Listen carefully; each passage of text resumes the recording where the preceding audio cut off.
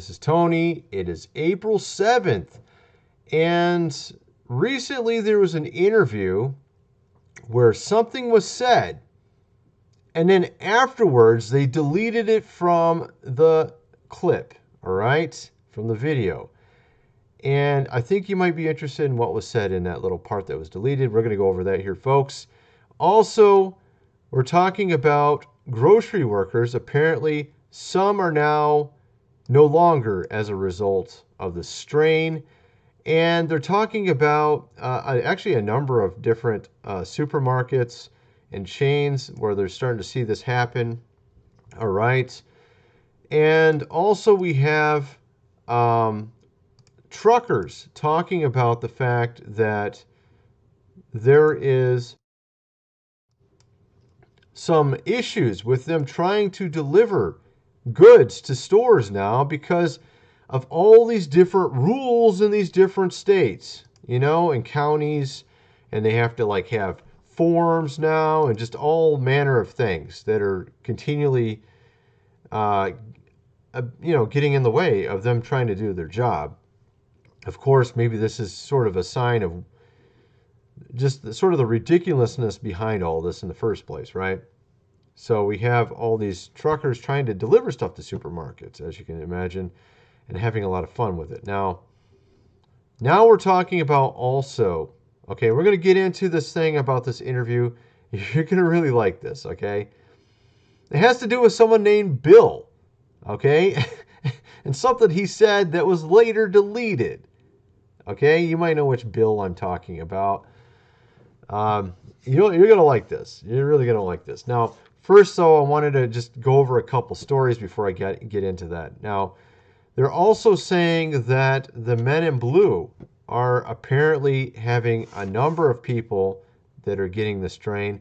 Now, some people are still thinking, there's really not much to this. And to be honest, my wife knows 2 people now that are no longer from this. Okay, so I can't say this thing doesn't do something.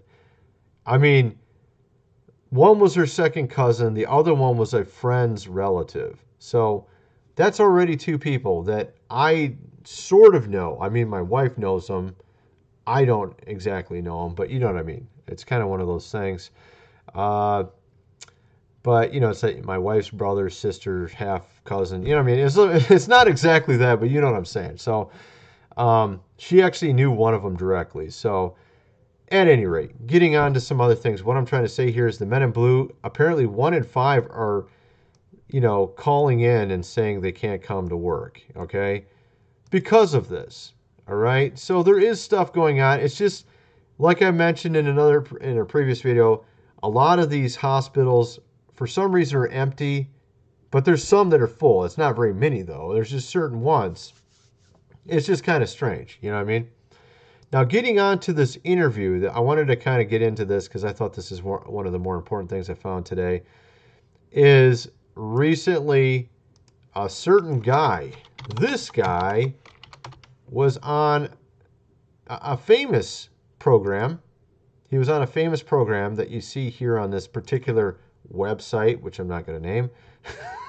Okay, he was on a certain talk. This talk. Actually, I'll just write out what it was, and you'll know what it is once I write it. This one here, he was on this. Okay, and he happened to say something that they deleted, and it was very recent. It was a recent interview. I think it was within the last couple days. So he apparently mentioned this, and this guy here, can't remember his name. Okay, he's got his own channel. You might have seen his channel before. It's kind of familiar, right? That guy. Is his name Paul? I think his name's Paul for some reason, I'm thinking. At any rate, he's talking about this whole interview of this guy. And he mentioned something that he said that was deleted from the interview, where it talks about a digital certificate. The whole idea is that they want to have every person have a digital certificate. Okay, let me show you this. A digital certificate or proof of something. What is it they want proof of? They want proof of this, that you have one of these. So they want a digital certificate of these for every person. And they want to have every person have this. So that's one of the things that they're trying to get done with this whole strain, right? That's going around, that hardly anybody is no longer from, by the way. I mean, if you compare it to other things, I had a list of things that are going on in the same time frame. Let me see if I can find that. Here it is. Look at this. Since from January 1st to April 4th, 2020, how many people are no longer from various things? And as you can see here, it's the lowest on the list so far. And I mean, just look at the top thing. Look at that. That's the topic you can't discuss here, by the way. That's one of the main ones, by the way. So, you see what I'm getting at? And it can't even get that high. It literally, what was it? It can't even get this high. I mean, even if we literally did nothing, we would have less than this right here. This is probably 3 times higher than if we literally did nothing. Everybody just didn't work as usual and like literally took no, I mean, they were just breathing in everything, you know. It would be 3 times smaller than that. Okay, just to give you an idea. All right, 3 times smaller than the top one here. It would be probably equal to this one, the second one down, if we just like let everything go whatever course it was going to go. You know what I mean? So there's that, all right? I thought this is interesting as well. This just came out and just kind of shows you other things they're trying to do as well through this whole thing. Look at this here. You get rewards if you tell about all the people doing work that are not supposed to be doing work, or the people that are going out. You can get monetary compensation for it. Yay! You see your neighbor that you don't like outside and talking to people real close? You can call this number here and get some money for it, right? So that's kind of what's going on. Of course, there's, you know, I thought this is interesting. I was thinking about it today and yesterday and I think the day before about the fact that there's, you know, people that do work like, you know, lawn care, or they do, I don't know, construction, or Mr. Fix-It, whatever. You know what I mean? They do handiwork, jobs, whatever, right? Those guys, you know, the ones that have smaller companies, right? Not the big company ones. Those guys are going to be out working. They're going to be out working. They don't care about this whole shutdown. I can guarantee you that. Well, how do I know that? How do I know that? Because you know, honestly, some of the people that are sort of friends in my realm, kind of, also my brother, just I know how people think and stuff, and honestly, I see them all going out and doing work as soon as they need the money, and they don't care. Okay. And I already know it's the case because I already know some people doing it, but and I'm not going to call any numbers. I don't really care. I don't need no monetary reward. And I don't live in this state either, by the way. And I really wouldn't do it even if I did live in that state. I would just let people do what they need to do. Because clearly, as I already showed you in that list, there's other things where a lot more people are gone from. And, you know, it's just ridiculous. So, now, of course, there's some interesting developments also with those who talk about these topics here on this website and other websites. And I'm actually going to show you a direct example from literally last night. Okay. Someone that's pretty well known here. We're going to go over that as well. But look at this. I mean, you even have WhatsApp here. They want to make sure everything goes right on their what do you call it, app, I guess. Look, this particular organization here, you might have heard of them, right? Who are they? Who are they? Yeah, those guys, right? These guys apparently are helping out to make sure everything is correct, right? What's kind of funny is, like, literally everybody already knows that organization is not giving out good information. Everybody knows this that has any, like, one of these, okay, and just reads anything. Because I mean, they were already shown early on that they were talking good about these guys here, okay? Early on, everybody's like, "What are you doing? What is this?" You know, and we all know who. I mean, you should know who started it. You should know who started it, right? Yeah, you should know. It's the powers that be way at the top, or I guess you'd say they should be at the bottom because that's where they're going. But you know what I'm saying, right? You know what I mean. All right, so there we go. There's that. So they're going around, right? And actually, there's one channel that's already seen something from this. These guys now can't make any money. All right, you see what I mean? Look what happened. It says right here, they actually now have no ads at all. Okay, yesterday night apparently. And they're starting to say that maybe some other stuff, they might not be around very much longer. I don't know. And all they're doing, actually, from what they're, at least what he's saying he's doing, I think his name's Luke. He's saying that all he's putting out is like research and I guess more factual information and showing how all these things. And of course, he talks about that one organization, you know, who I'm talking about. That one, like I said, he shows how they have a lot of information that's not exactly good. Let's put it that way. At any rate, apparently they didn't like that. So now, you know, now they don't have any ads. So there's that. Or anyway, let's get on to some other stuff. And it appears that it's not just you and I asking some questions about all this. We also have this guy. You might have heard of him before, Woody Harrelson. You know, he's been in the movies. He's also asking some questions about fifth generation. All right? He's kind of wondering. Actually, he's literally saying the exact same thing I said on my other video I did a couple days ago where I was just saying this 2 + 2 = 4, folks. Very simple. You can go literally to this website here and just simply type in this here and it will give you some facts. I mean, well, it will at least give you a little bit of information, which is kind of funny. You wouldn't expect them to be able to do that, but well, now they're not. Now they're not. They're actually starting to stick this up here instead. That's kind of funny. They changed it. This is kind of funny, man. The other day, I think maybe it's here. Is this it? Yeah, here we go.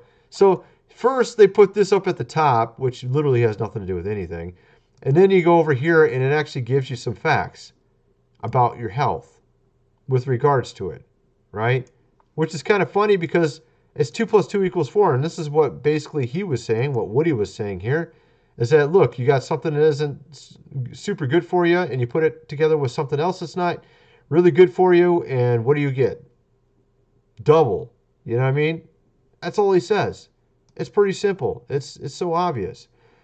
And apparently they don't want us to know this. I mean, they don't want us to apparently put 2 and 2 together. I don't know. I guess that's what's going on with that. But, and of course, like I said, they're putting out these articles left and right saying, "Oh, look, they're talking about these theories, these weird theories. Here's another one." You know. Let's see if I can pause this. Look at this. Ooh, right, there you go. So there's that, all right? And I thought this was kind of interesting. Some businesses thinking outside the box. We have here Dana securing a private island so that they can do matches for their events. Now, I think that's pretty interesting. I mean, even if you don't like that stuff, the fact is it's you have to be smart and you have to be able to think outside the box, especially with what we're seeing right now. All right. Now we're actually starting to see countries in Europe start to reopen their economy, and actually our president is already talking about it as well, by the way. So that's some good news, right? So you're starting to see that coming out. Like I said, I think our president, he is not exactly on board with all the stuff that's going on. He wants to open the economy right now, and I think it's simply all the stuff going around him, all this whatever confusion that's making him kind of think that we should be doing what we're doing. You know, that's kind of the impression I get. Now we have also gold miner. We're talking about apparently Barrick Gold. I guess that's the CEO of one of these gold companies. And I've actually had one guy on my channel before where I interviewed about gold and silver investments and stuff. I haven't had him on in a while. Maybe I'll have to bring him back on. But this is clearly a good investment right now. It really doesn't take much to figure that out. I mean, it's super obvious. Considering the fact that they keep printing money, you know, that right there makes your money worth less than it used to be within a few months. And simply buying gold will clearly make it go up in value. You'll actually be able to retain your value. If anything, you'll retain your value. Okay? Gold and silver has been around for thousands of years, actually more than that, obviously, but I mean within the market where people have always thought gold and silver had value, even back in the ancient times, you know what I mean? So that's going to be something that's always going to have value, most likely. I mean, considering we're just carrying around paper or plastic, you know what I mean? Now, so at any rate, I'm kind of wondering what some of you guys think. Let me know in the comment section below, and thanks for watching. Today I'm going to show you how to make a superfood that'll last a lifetime without refrigeration. And it's so nutritious, you'll never have to stockpile another food. The food's called pemmican, and it was widely in use by the natives of North America and also by the Western explorers who would go for months without contact with civilization. In the 19th century, even British soldiers had an iron ration of 4 ounces of pemmican. Many of these iron rations were found intact and edible as much as 50 years later. So let's just avert our gaze from modern survival thinking for a minute, and let's think about how the guys who explored the West 150 years ago did it. Now that's exactly the kind of stuff I found in this 350-page book called The Lost Ways. It's probably the only survival book I've actually enjoyed reading, and you won't believe the survival things we've lost to history. Now I found the pemmican recipe on page 48, and I decided to give it a go. Natives used whatever was available to them at the time. Bison, elk, moose, deer, but nowadays people just use what they can buy. You just need to remember to select a low-fat red meat, and beef is perfect for this. So you'll need 6 pounds of beef, 2 pounds of rendered beef tallow, and 1/3 cup of strawberries or blueberries. And that's it. Don't include nuts, seeds, vegetable oils, grains, beans, or dairy products of any kind. Now the first step is to dry the meat and blueberries. First you need to slice the meat very thin. You can use a very sharp knife like this one, or you can keep the beef in the freezer a few hours before slicing it.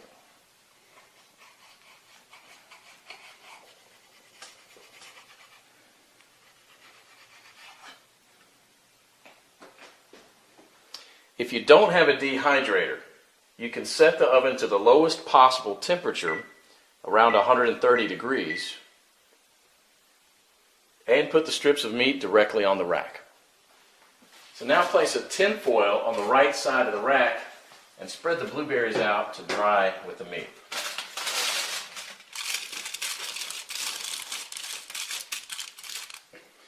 Place the rack back inside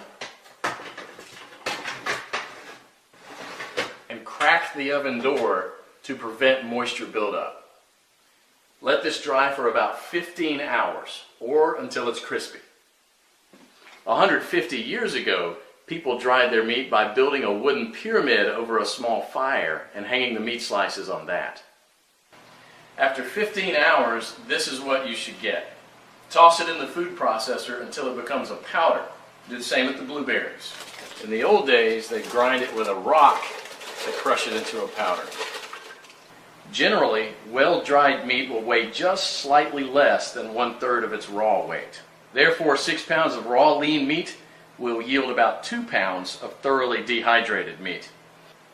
For our next step, we need to cut the fat into small pieces about a 1/2 inch square.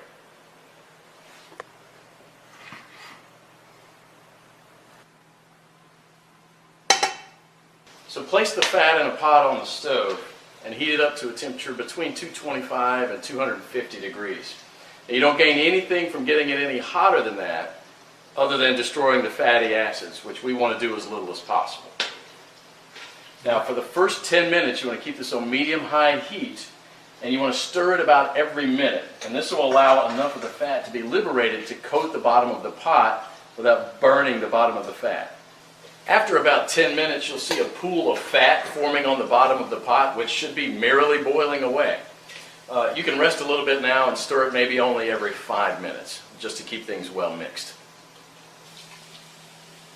After about 30 minutes, the liquid fat should have risen enough to cover the chunks. And it should look like a rolling boil.